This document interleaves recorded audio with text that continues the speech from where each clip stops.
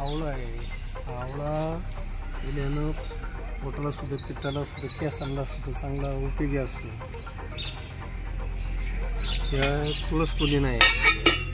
तुळस पुदिने सुद्धा घसा खातो, पोटाला सुद्धा तो पुदिन्याने घसा खोकल्याचे याला चांगला असतो. अद्रकने सुद्धा खोकला अद्रकचं आहे. अद्रकने सुद्धा चांगलं एनर्जी. किडनी स्टोनला हे गाजर आहे. एक किडनी स्टोनला बीट आहे, रक्तवाढीसाठी याच्यासाठी चांगलं असतं. हे कारलं आहे, हे शुगर बीपीसाठी कडुलिंबन कारलं, हे शुगर बीपी यासाठी चांगलं होतं.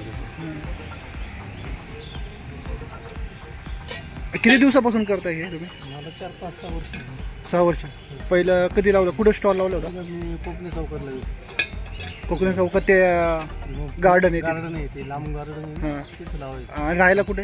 तिथे 16 नंबर. म्हणजे हे जवळ पडते तुम्हाला? हे जवळ पडते मला. ते पॅरलीज आहे, पण तिथे लांब जात नाही.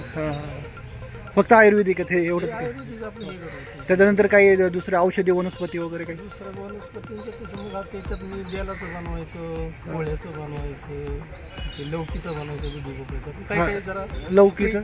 लौकी म्हणजे दुधी भोपळा. हां, दुधी भोपळा. त्याचे गुणधर्म काय असतात?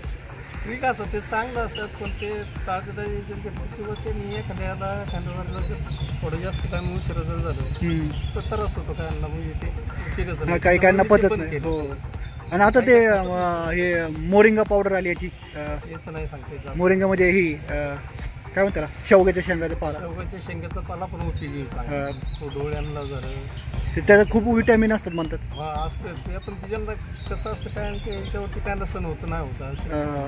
ते खूप ह्या ज्या वनस्पती झाडे किंवा जे आपल्या याच्यातले ते आपल्या शरीरासाठी खूप चांगले आहे आणि ते ताज्या बनवलं चांगलं घेतलेलं असतं. बरोबर. व एखाद्या माणसाला नाही ते काही घरी होईना, पण आपण ते करून यायला सकाळच्यापर्यंत चांगलं होतं शरीरासाठी आपल्या म्हणजे धावपळीच्या जीवनामध्ये. आणि हे जे मेडिकलमध्ये औषधे भेटतात ते चांगले का त्यापेक्षा हे चांगले? ओरिजिनल ओरिजिनल चांगले. त्याच्यावरती प्रक्रिया केलेली असते. 6 मुदत काही संपली असेल तर ते घेतलं जातं. काही जे हुशार म्हणून शेती नेमकी वाचून वगैरे ते नेमकी त्याचं टायमिंग काय ते पाहतं असं होतं.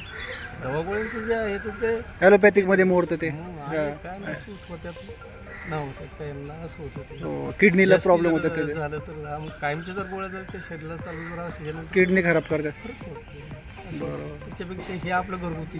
आणि हे ओरिजिनल आहे. ओरिजिनल आपल्या भले जरी नाही इकडं पुढे घेतलं, पण त्या माणसाने स्वतः जर आपल्या घरी जर केलं तरी आपल्या शरीराची जरा चांगली वेळ आहे. कारण ह्या धावपळीच्या जीवनामध्ये माणसाला स्वतःच्या शरीराला स्वतःचं नाही वेळच नाही भेटत. वेळ भेटत नाही. सगळे पैशाच्या मागं पडतात.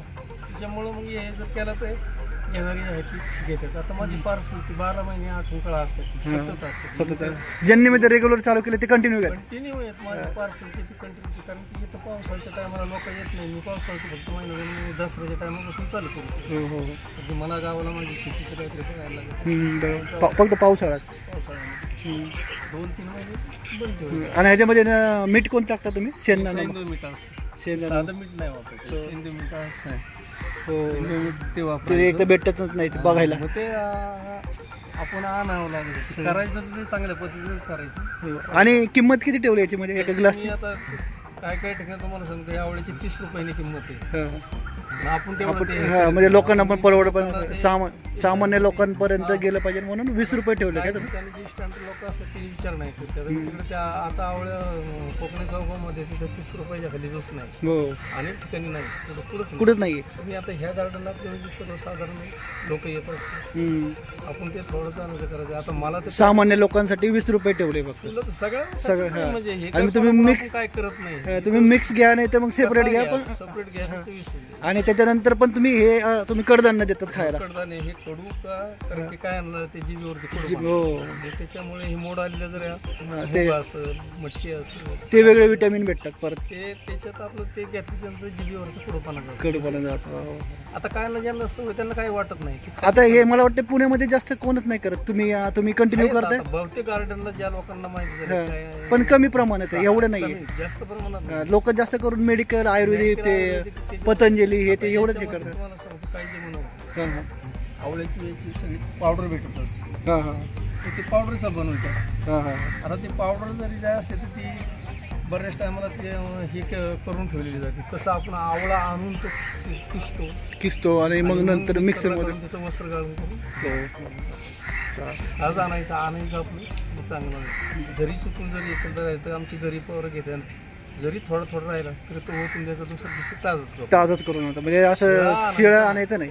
लोकांच्या पर्पजशी खायचं नाही. आपण लोकांना जे सांगतो त्याची मला धंद्याची म्हणून यायची नाही, कारण की लोकांच्या प्रकृतीसाठी आपल्याला जी माहिती आहे म्हणून त्याच्यासाठी आपण ते करतो. कारण की आपल्या बसल्या जागी जरा विरंगुळा होतो, 4 माणसं भेटतात, बोलतो.